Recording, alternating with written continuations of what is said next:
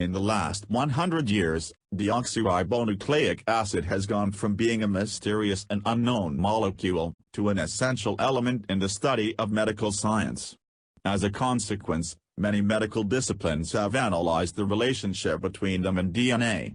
In pharmacology, this generated the birth of multiple secondary disciplines. Some of these were postulated to change medicine as we know. This was promised a few years ago, although the expected results are still not yet visible. Let's learn a little more about these disciplines. In the next presentation, we will discuss some aspects of pharmacogenetics and related disciplines. We will focus on some of the causes of variability in the pharmacological response. We will analyze how we can value it, and the scientific advances that bring us closer to rediscovering it. I am Dr. Keller. I am a medical specialist in internal medicine and clinical pharmacology. I am an assistant professor and associate director of the specialist training program in clinical pharmacology.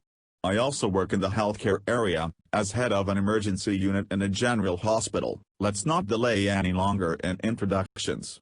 Let's start talking about some general concepts of the discipline. Pharmacogenetics is the study of the genetic basis of the variations in the pharmacological responses. Pharmacogenomics is defined as science that studies the entire genome using genetic and bioinformatic tools to find multigenic factors that affect pharmacological responses. While the former term is largely used in relation to genes determining drug metabolism, the latter is a broader-based term that encompasses all genes in the genome that may determine drug response.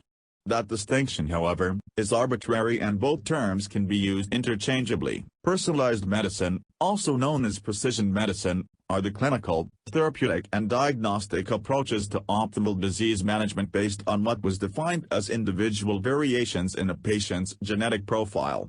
But as we will see in the next slides, these genetic variations are not enough. Other elements must be incorporated into the analysis. The environment in which the individual is inserted is of great importance in the study of this discipline. Additionally, we must differentiate two concepts known long ago. On the one hand we have the so-called genotype. This is the information encoded as a genetic sequence that an individual possesses. It is the written book with which we are born. This we must differentiate it from the concept of phenotype. The latter is the character set developed by the individual. It would be the chapters of the book that we have truly read. It can manifest itself as a set of visible characters, as it was stated years ago. This includes as examples, hair color, eye color, or height. But it also includes other non-visible but directly perceptible issues, such as testosterone levels and voice changes. On the other hand, it can include indirectly perceptible characters, plasma vitamin K concentration that occurs as a function of genetic variants of vitamin K epoxide reductase. Although the dichotomy between both types, that is, genotype and phenotype, was mentioned for years, only recently a third element began to rank in the middle. The influence of the medium is essential for genotype to manifest itself in a certain phenotype or not. Despite the large amount of evidence to the influence of environmental factors that determine the phenotype, this remains for many the elephant in the room. They keep mentioning the existence of genotype as living in an era of genetic determinism, and there was no alternative possibility to the expression of what is written in our genome. Luckily, this is far from the truth, even though some continue to say, "What elephant?" But it would be good if, to understand the origin of this so inflexible genetic theoretical base, we analyze how pharmacogenetics and its sister disciplines began. Sir Archibald Edward Garrett was studying the human disorder alkaptonuria. He collected family history information, as well as urine, from his patients. Based on discussions with mental advocate William Bateson, Garrett deduced that alkaptonuria is a recessive disorder. In 1902, Garrett published a book called The Incidence of Alkaptonuria, a study in chemical individuality.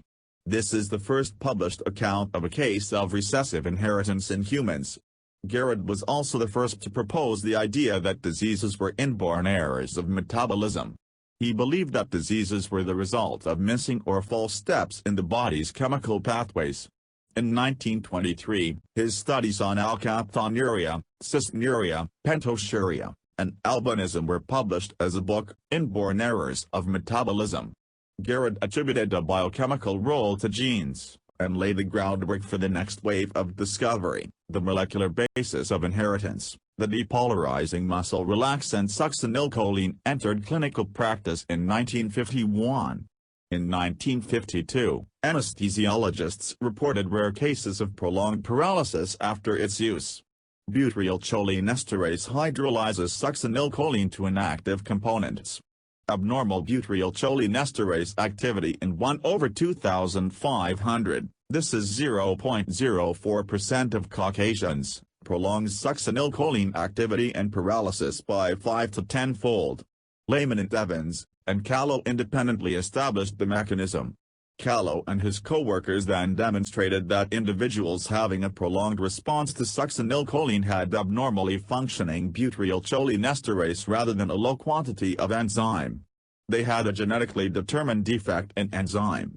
His findings and his study of other examples of varied responses to drugs motivated him to write his 1962 book Pharmacogenetics, Heredity and the Response to Drugs, establishing pharmacogenetics as a new scientific discipline. With some drugs such as primaquine and dapsone and frequent adverse reactions was described, acquired hemolytic anemia. The severity of hemolysis is markedly dose-dependent, such as described by Boiler. The basis of this reactions is the activity of the glucose 6-phosphate dehydrogenase, also known as G6PD. The role of this enzyme in red cells is to provide reductive potential and a form of NADV. In G6PD deficient red cells the NADV supply is just adequate, but it falls short upon exposure to some oxidative drugs. This is known as drug-induced hemolysis. Evans's studies on erilym and N-acetyltransferases type 2, also known as NAT2, were among the earliest examples of pharmacogenetic variation and laid the foundation for understanding that different ethnic populations could differ considerably in drug metabolism, with important implications for clinical trials. NAT2 polymorphism also has importance in understanding adverse side effects.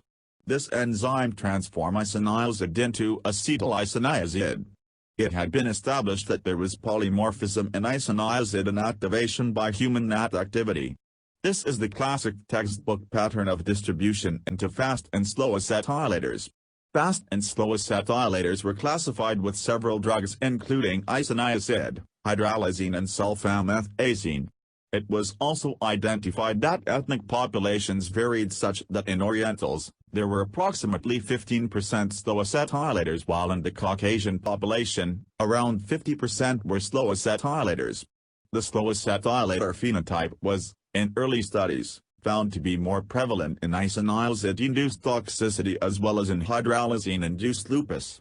More recent studies have demonstrated that isoniazid-induced hepatotoxicity have also been associated with the slow acetylator type. The term pharmacogenetics was coined by Friedrich Vogel of Heidelberg, Germany in 1959.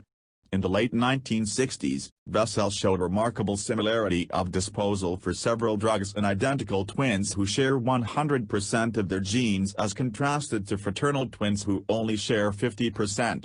These data, together with bell-shaped distribution of drug disposal after standard dosage in unrelated members of our population, supported the inference of polygenic control of drug metabolism for many drugs. The field underwent explosive growth from the mid-1970s with the discovery of what is now recognized as the genetic polymorphism of the microsomal monoxygenase type 2D6, emerging from work on the adrenergic neuron blocker debrisequine by Robert Smith and co-workers in London and on the oxytocic alkaloid spartian by Michel Eichelbaum in Bonn. This was the first genetic polymorphism whose frequency, about 7% among Caucasians, was such as to make it of relevance in the general population and also the first to affect a number of therapeutically significant drugs. The growth of pharmacogenomics was much stimulated by the realization that gene expression may be changed by other factors and thus is variable. That is, the amount of a gene may change, changing its transcribed protein in a tissue, thereby changing the gene's functional impact. Gene expression may be altered by innumerable factors. One gene product may increase or decrease the expression of others. The emergence of the Human Genome Project, the new sequencing tools, and the change in costs associated with these analyses, opened a new era. In this period, we know that there may be epigenetic changes and the gene expression may be changed by environmental factors. These latter include sleep, emotions, exercise, diet or drugs. Then, pharmacogenetics dealt with the fact that there are genetic alterations of drug responses. Pharmacogenomics deals with there are multiple genes implicated in drug responses. It was intended to generate a new discipline that received multiple names with slight changes in its definition. Thus have been mentioned, pharmacoproteomics, personalized medicine, individualized medicine, precision medicine, and therapeutic individualization among others. Although there are differences between these terms, most are often used colloquially interchangeably. All allude to a discipline tending to consider the influence of 1. Genes directly involved in the pharmacokinetics and pharmacodynamics of a drug. 2. Multiple regulatory genes of the above genes. 3. Environmental influences by different antibiotics that can cause induction, repression, activation or inhibition of different gene products. 4. Physiological factors, age, growth, hormonal cycles, pregnancy, etc. 5. Infectious and non-infectious diseases. 6. Multiple factors that we can name as unknown, and that we are just beginning to understand.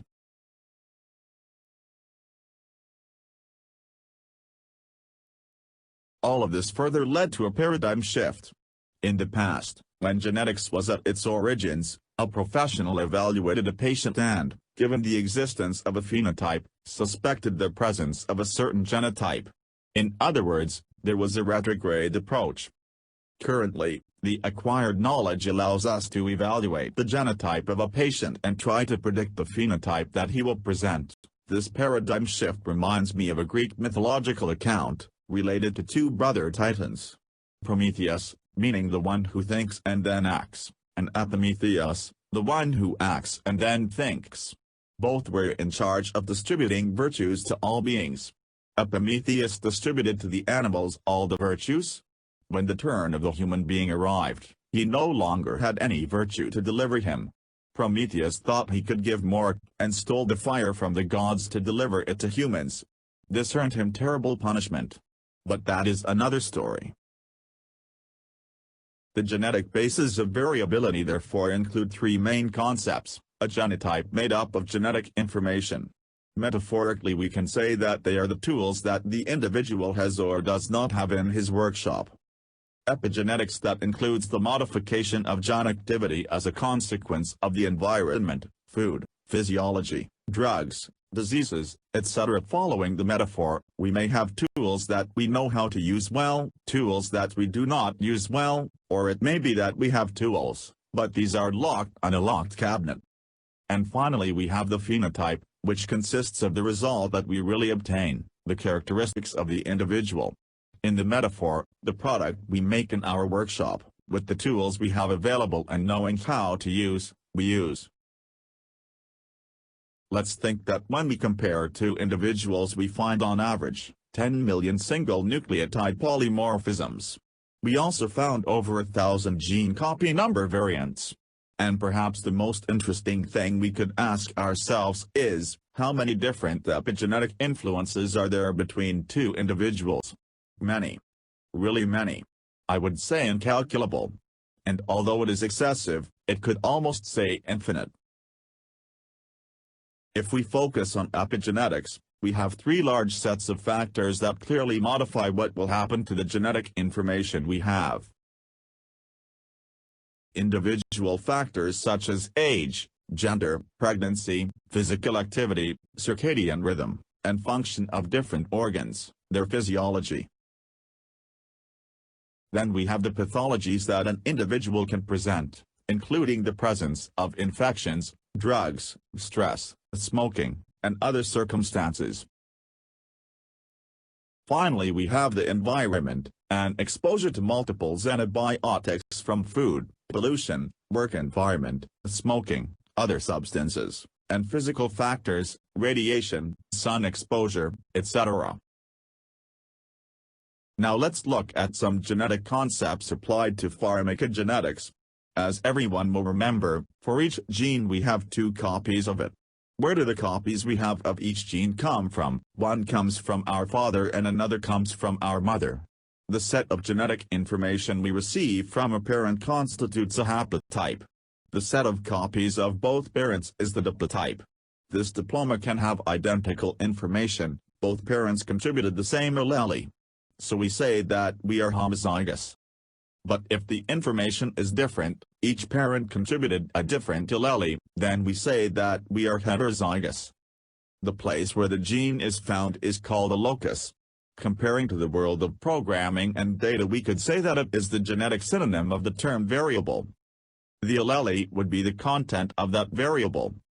The content can be a value that was considered regular or healthy and is usually designated as normal or wild type. Or it may differ, and then be designated as mutated. Inheritance patterns can be autosomal dominant, codominant, or recessive. In the autosomal dominant pattern, a certain allele is considered dominant. This means that with the simple presence of a copy of that gene, the phenotype linked to that allele is expressed. This is usually seen in several mutations linked to hERG, an ion channel linked to a late potassium rectifying current, that predisposes to QT interval prolongation, a segment of the electrocardiogram linked to cardiac repolarization. Its presence is associated with the risk of life-threatening arrhythmias induced by drugs. In the codominant pattern, the activity of both alleles is necessary. Therefore, the existence of a heterozygous diplotype determines an intermediate phenotype. For example, in the case of the thiopurine methyltransferase enzyme gene, the existence of two alleles with normal activity generate an individual with a fast metabolizer phenotype. Two alleles with decreased activity generate a slow metabolizing phenotype. But the existence of a mutated allele and a normal allele generate an intermediate phenotype. In the case of inherited mutations with an autosomal recessive pattern, we have a different case. This pattern is affected by genes that, under normal conditions, an active allele of the gene is sufficient to preserve function. So, if we have two normal alleles, or one normal and one mutated allele, in both cases the resulting phenotype will be normal. But if we have two mutated copies, the phenotype will be that corresponding to the mutated. Keep in mind that while we do mention the term normal, this is only a popular appreciation, and it is debatable to consider something as healthy or acceptable. In the cases mentioned, the normal term simply refers to more frequent. There can be many polymorphisms in the same gene that affect expression in different ways: promoter, encoder, non-encoder, partial inactivator, complete inactivator, or moderate inactivator. Most of the pharmacogenetic levels are multigenic. Even when we talk about recessive, codominant, or dominant, the designations are merely informative, because the variability of the phenotype is the result of multiple genes and not just the one we are describing. At present days, the known regulation points include methylation, DNA-associated proteins, deletion and amplification, genome rearrangement, post-transcriptional and post-translational modifications. These last two mechanisms are in continuous expansion by virtue of the new biochemical knowledge that we are accessing. Eric Lander, an MIT researcher, once said of the genome, bought the book, hard to read. He compared some terms of genetics and everyday life and mentioned that the genome is like a library, each chromosome constitutes a book. Genes are sentences. Codons, sets of 3 nucleotides, are one word, and each nucleotide is one letter. Genetic dogma is based on a succession of events that occur to transform DNA into a final protein product. This occurs by following a series of steps in a single, successive direction. DNA resulting from inheritance, mutations, and other regulatory mechanisms is transcribed into a primary RNA transcript. This RNA undergoes splicing mechanisms that generate mature RNA. This last RNA is the one that is translated into a protein thanks to the genetic code. This code that we see on the left is a kind of Pidgeot rosette of Champollion of genetics. This allows us to understand what combination of nucleotides is translated in a certain amino acid. 3 nucleotides of the RNA. Remember that thymine is replaced by uracil, pharmacodon.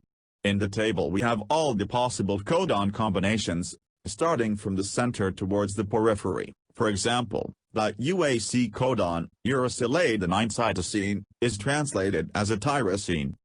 Note that if the third nucleotide is changed to a uracil, it translates to the same amino acid.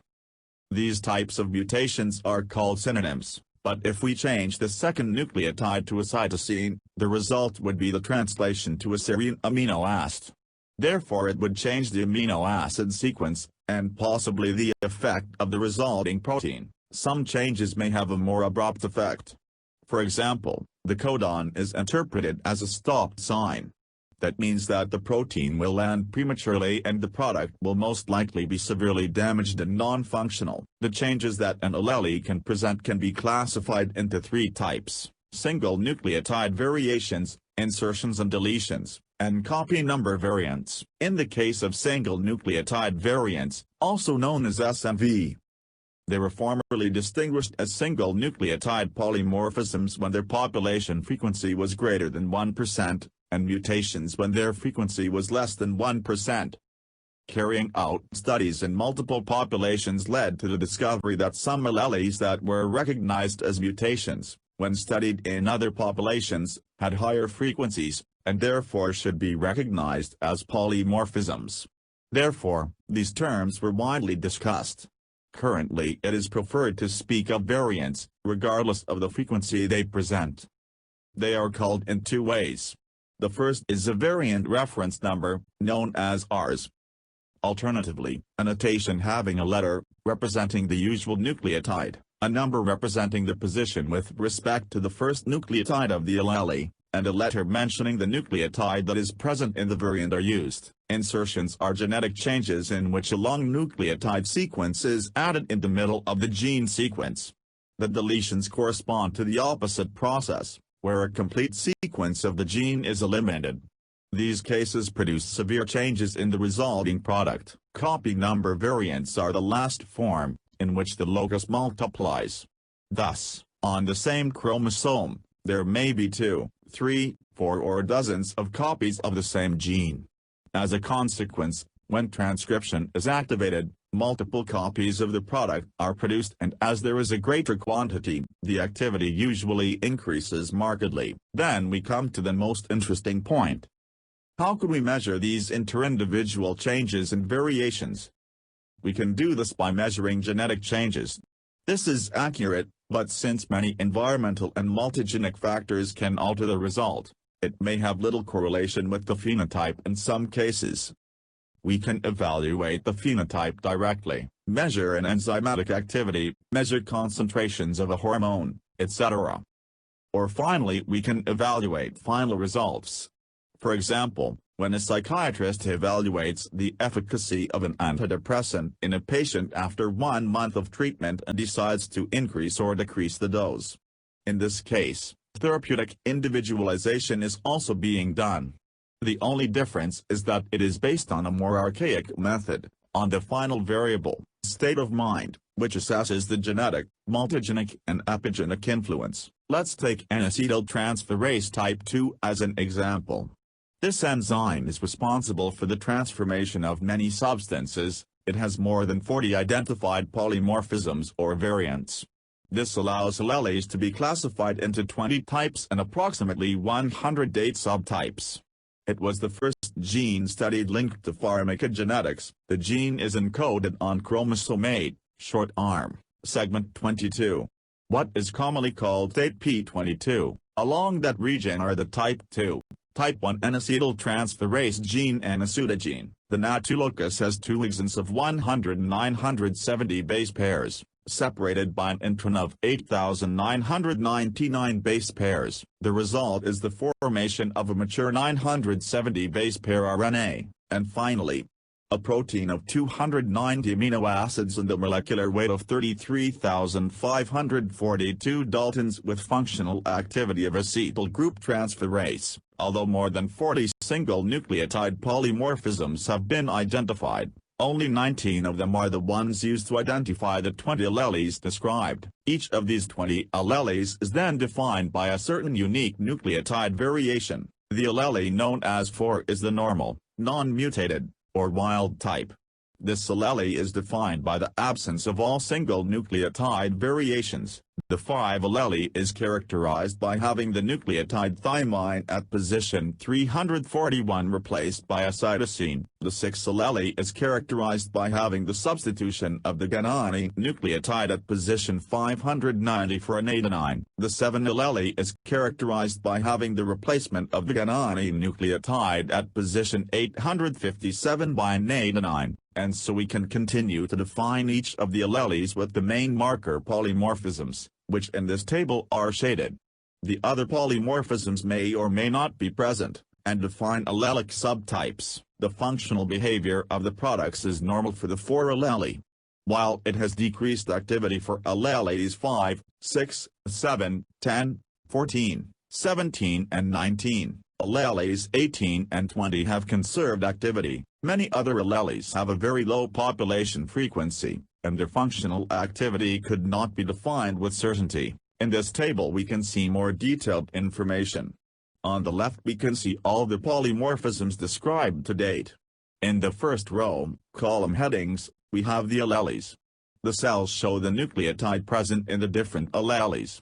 Those that are allele markers are shaded in red, and those that define the allele subtype are shaded in yellow. As you can see, they are all simple polymorphisms, except 857del. This is a deletion in nucleotide 857 that generates movement of the reading frame, resulting in a completely altered and non-functional product. The allelic variants have a curious distribution.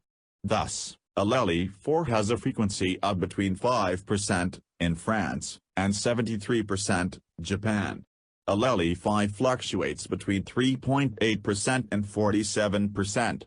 Allele 6 fluctuates between 1 and 32%. And allele 7 fluctuates between 0 and 23%. In this table we will exemplify how some variants could be described as polymorphisms in one region and sporadic mutations in others. Without a doubt, it is best to talk about variations, without specifying more. In this graph we can see the frequency and percentage of each of the alleles in different populations. Note the frequency of the normal or wild-type allele in orange and its low presence in the study conducted in France and North Sudan compared to the high prevalence in Japan. The analysis of the frequency in which the wild allele is found worldwide, fast acetylators marked in yellow color, has motivated multiple studies. It has even been proposed that it is linked to the evolution of societies, their diet and survival. Comparison of hunter populations, in blue, agriculturalist, red, and pastoralist, light salmon, shows clear differences. The antitubercular drug isoniazid is metabolized by N-acetyltransferase type 2. This enzyme transforms it into acetylisoniazid. Both substances, isoniazid and metabolite, can be metabolized by amidase to hydrazine and acetylhydrazine respectively. And this last substance can be transformed to diacetylhydrazine by acetyltransferase and to multiple possibly hepatotoxic metabolites through cytochrome P450, enzyme 2E1. Beyond that, these reactions are of medical interest due to the possible consequences in generating hepatotoxicity by the drug through metabolites, and the possible lack of efficacy if the original drug is rapidly metabolized. These actions help measure the activity of acetyltransferase. Isoniazid can be administered as a pharmacological probe.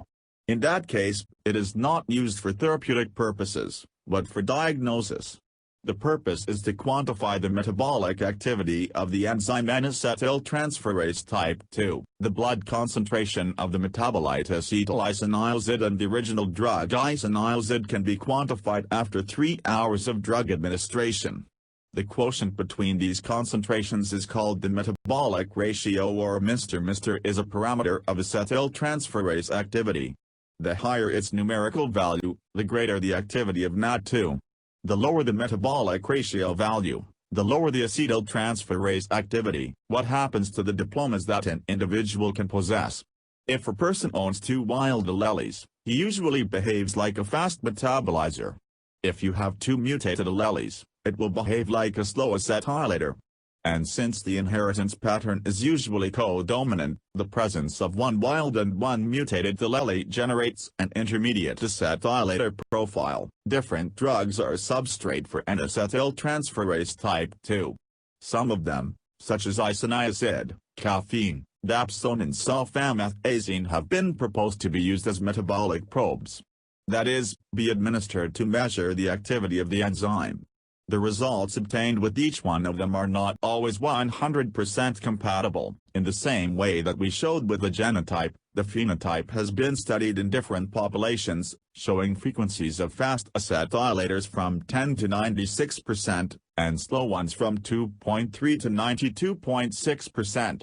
The frequency of intermediate acetylators has been questioned, since some researchers consider that it is not possible to distinguish between fast and intermediate acetylators, as if the inheritance pattern were autosomal dominant. As you note, the theoretical concepts, which seem so clear, sometimes become complex and difficult to define in clinical practice. Or as some say, patients forget to read the medicine book before consulting. It is interesting to note that the use of different drugs as metabolic probes sometimes generates slightly different results. Possibly a greater affinity of the drug for the enzyme. It is responsible that the allelic changes affect less the metabolism of the drug. In this slide we can see some results obtained in our own study in the pediatric population. The metabolic ratio with isoniazid was evaluated in children of different ages. Activity was found to increase directly proportional to age.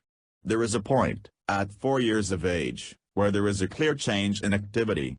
This is evidence of a maturation process of enzyme activity during the first years of life. On the right we can see a distribution metabolic ratio histogram. In a later study, carried out on adults in the Argentine population, it was more precisely evidenced that 35% of the alleles in the population were non-mutated. Almost all of the other alleles were type 5 and 6. The combination between the different alleles generating diplotypes generates the presence of 10% of wild homozygous combinations, fast acetylators, 51% of heterozygotes, intermediate acetylators, and 39% of mutated homozygotes, slow acetylators. Let's briefly introduce some concepts on how to visualize the data. A very frequent way is to graph the number of cases registered with each value, in a type of graph called histogram. In it, the different values evaluated in the abscissa are displayed as columns with the height proportional to the number of cases detected. In this case, the analyzed variable makes it possible to group the responses easily. We are seeing how many students answered incorrectly between 2 and 12 answers. Sometimes, the analyzed variable presents continuous values, which must be grouped into ranges to be able to visualize them correctly in these graphs. In histograms we can recognize several variables. These include an average value known as average value, a value that separates the sample into those that have a 50% higher value and 50% with a lower value, median, and a value that has a higher frequency, a peak of the curve, which we call fashion. Interestingly, the three values usually coincide in many cases, and that allows us to speak of a normal distribution, Gaussian or standard, although in the biological sciences, and especially in medicine, we are used to always assuming these normal distributions. This is incorrect. Let's look at these examples where the values do not match and generate curves with skewness. Many times the three parameters do not coincide. And sometimes we can find several peaks of distribution. That is, various fashions. In these cases, depending on the number of fashions, we will say that the distribution in bimodal, trimodal, or multimodal measurement of metabolic ratio by administration of isoniazid allows classifying the real phenotype. This is a histogram, distribution of categories OST numerical data, of the metabolic ratio of NAT2 activity. For this graph, The numerical values of Mr. are grouped into categories every 0.20 units of measurement. In this histogram of distribution of the metabolic ratio, we can see the clear difference of the three activity behaviors. The analyzed values present a grouping of three different segments, each of which has a more frequent value or mode. Additionally, we can observe that the values between two modes decrease to a value of minimum frequency. This value is called anti-fashion. And in this distribution we have two anti-modes. Anti-modes are very important, as they allow us to use them to evaluate the numerical value of each individual result. Thus, we can easily distinguish between metabolic groups. In other words, population analysis allows obtaining these values, which can be used as limits. Then when evaluating a particular patient, if we administer a dose of isoniazid and measure the relevant concentrations within 3 hours, we will have a metabolic ratio. This metabolic ratio will inform us if the patient is a fast, slow or intermediate metabolizer. Type 2 N-acetyltransferase is just a small example. There are numerous enzymes studied that have received similar categories of slow, fast, intermediate metabolizers. Even in some cases, the existence of a greater number of fashions generated the use of terms such as ultralentos and ultrarapidos. Similar polymorphisms were subsequently identified for transporters that regulate intestinal absorption and passage to different tissues. These transporters are usually regulated by hormones and substances from the diet, adding greater complexity. And we have not included variations in intracellular signaling.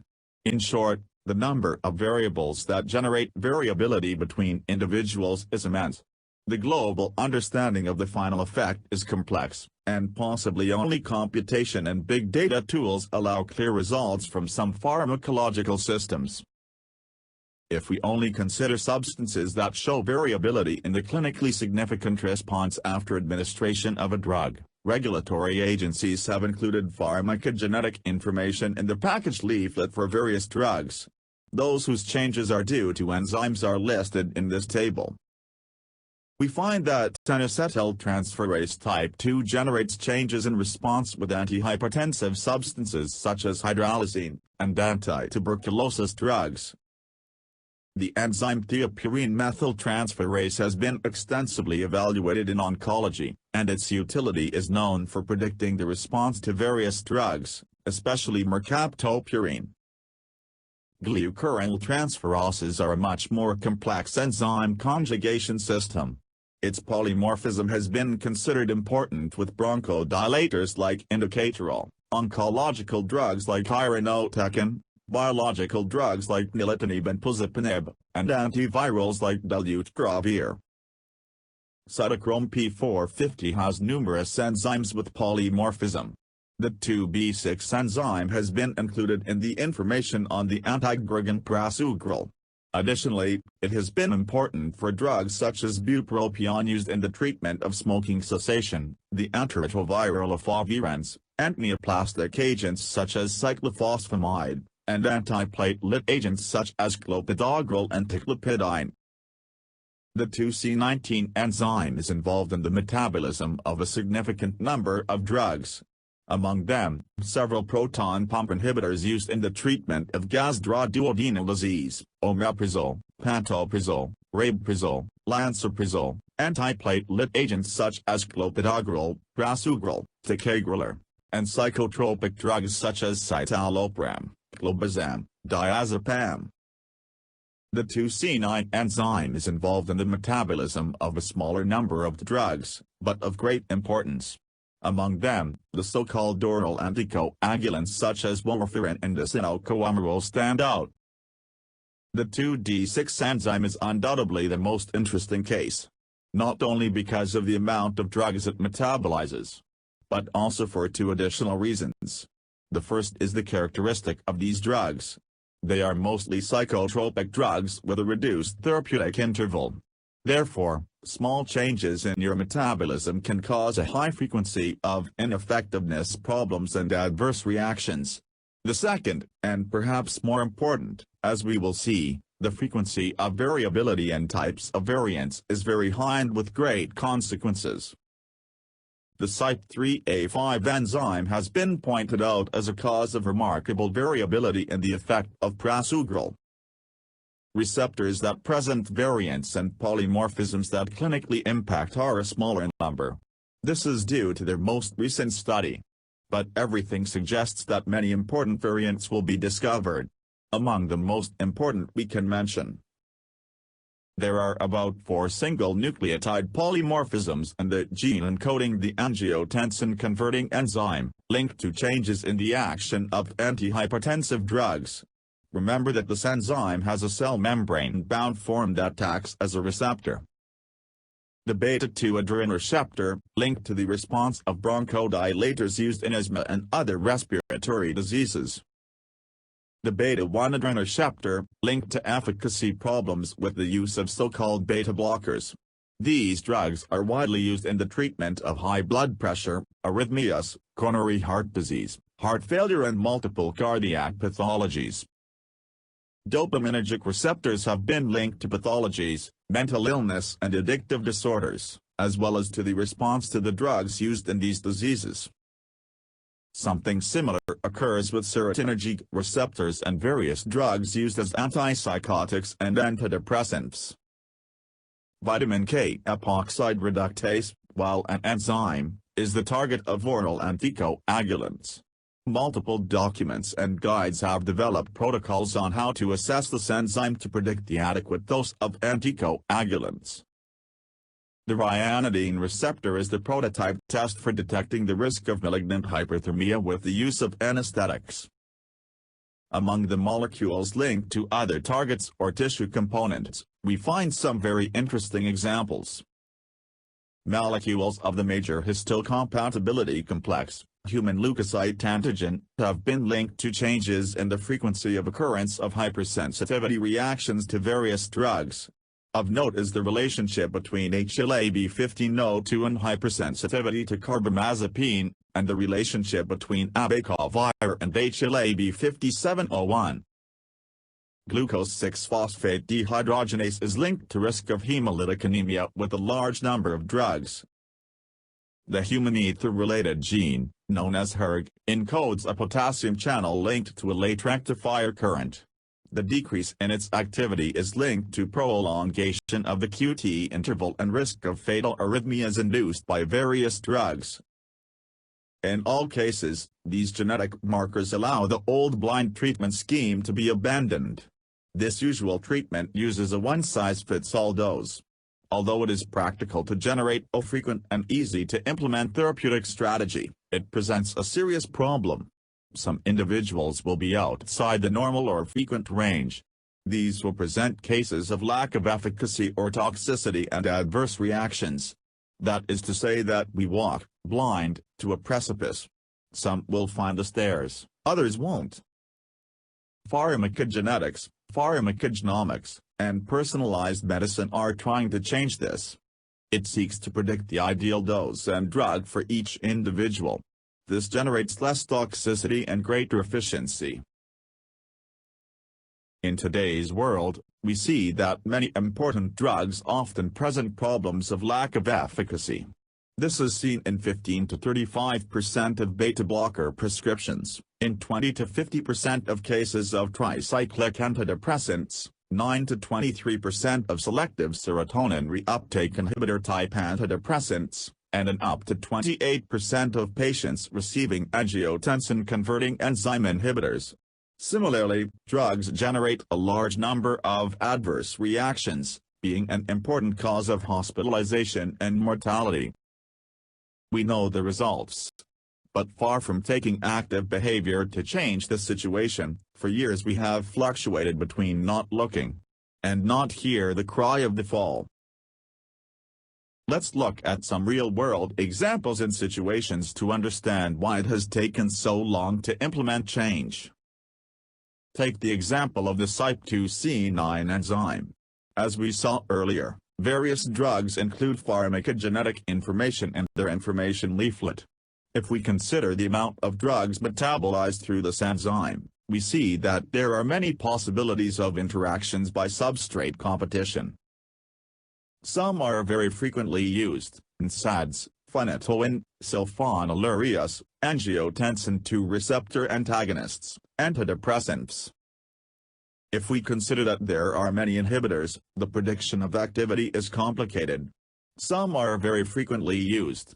Fluconazole, valproic acid, amiodarone, at least in Argentina, fenofibrate, sulfamethoxazole, isoniazid.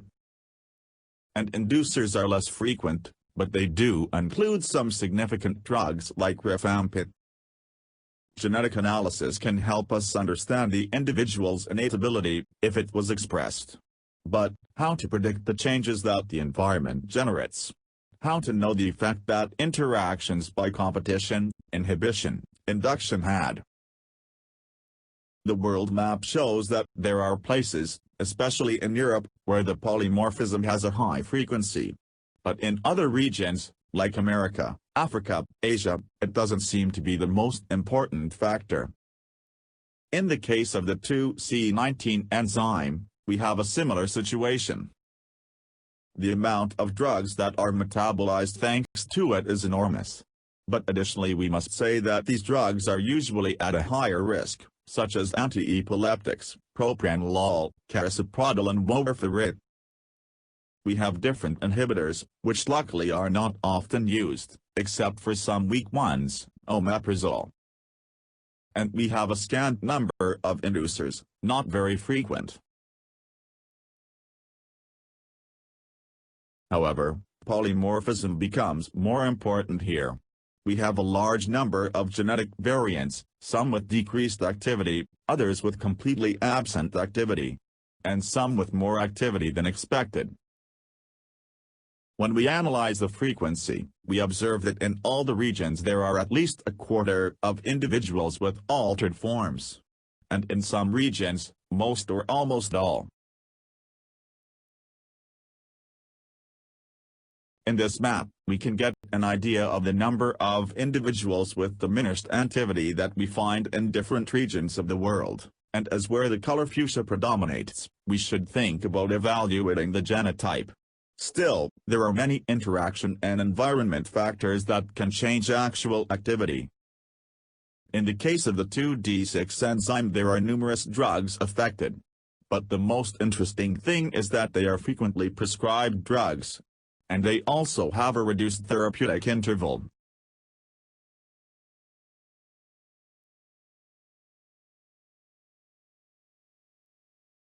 Most of them can be classified as psychotropic drugs. This is why many associate the study of 2D6 with psychiatry. Note the large number of antidepressants, of all classes, tricyclic, selective, tetracyclic, antipsychotics, morphine derivatives, antiarrhythmics, and other cardiovascular agents. There are a lot of inhibitors.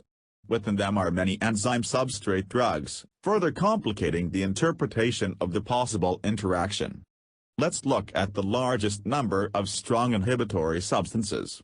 And as if that were not enough, some substances that patients do not usually comment on as a background, cannabidiol. Inducers are luckily not as frequent, although we found the case of one of the classic antipsychotics, haloperidol.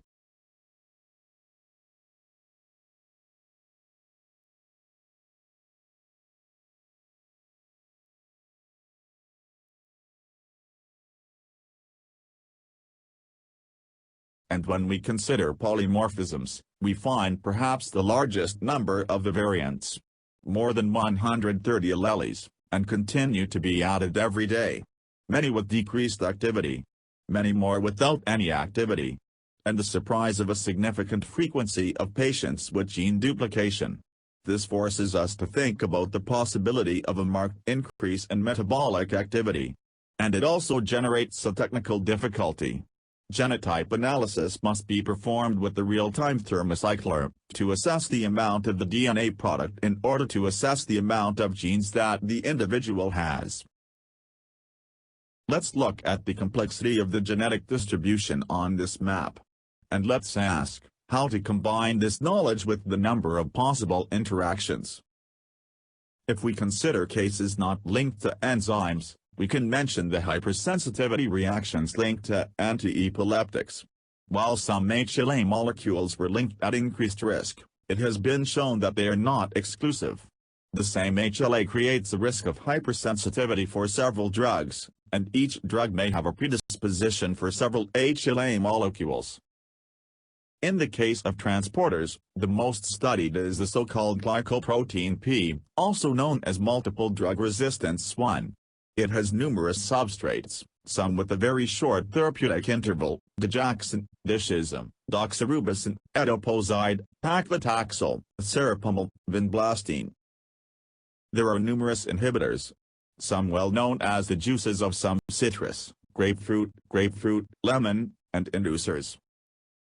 There are numerous inhibitors, some well known as the juices of some citrus, and more recently two polymorphisms have been identified, one that affects the efficacy of lipid-lowering simvastatin and the anti-emetic ondansetron. Another polymorphism has been linked to the risk of severe toxicity with the chemotherapeutic drug methotrexate and the antiretroviral nevirapine, efficacy problems with ondansetron, and the need for dose adjustment with the antiarrhythmic drug digoxin and the opioid fentanyl.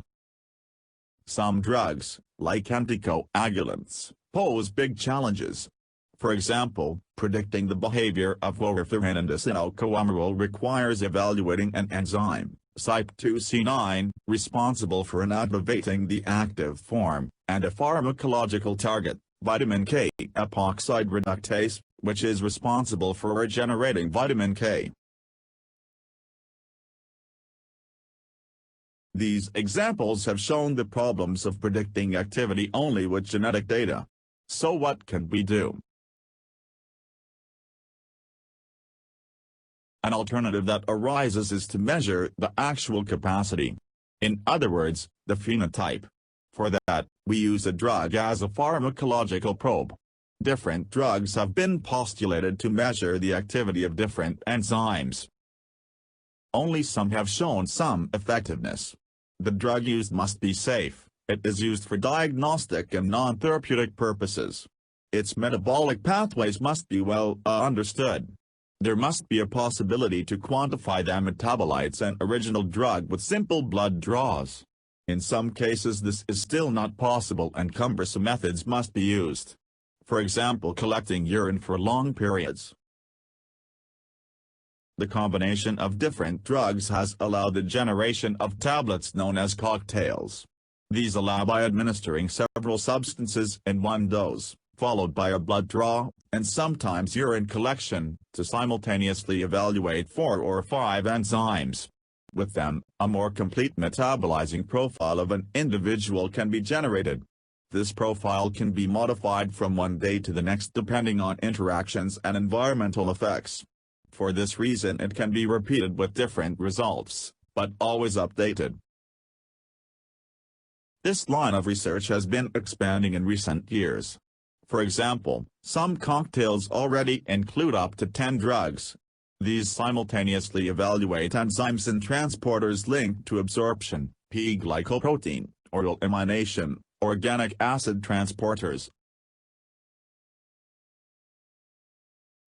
The French thinker known as Voltaire once said, "Doctors put drugs of which they know little, into bodies of which they know less, for diseases of which they know nothing at all."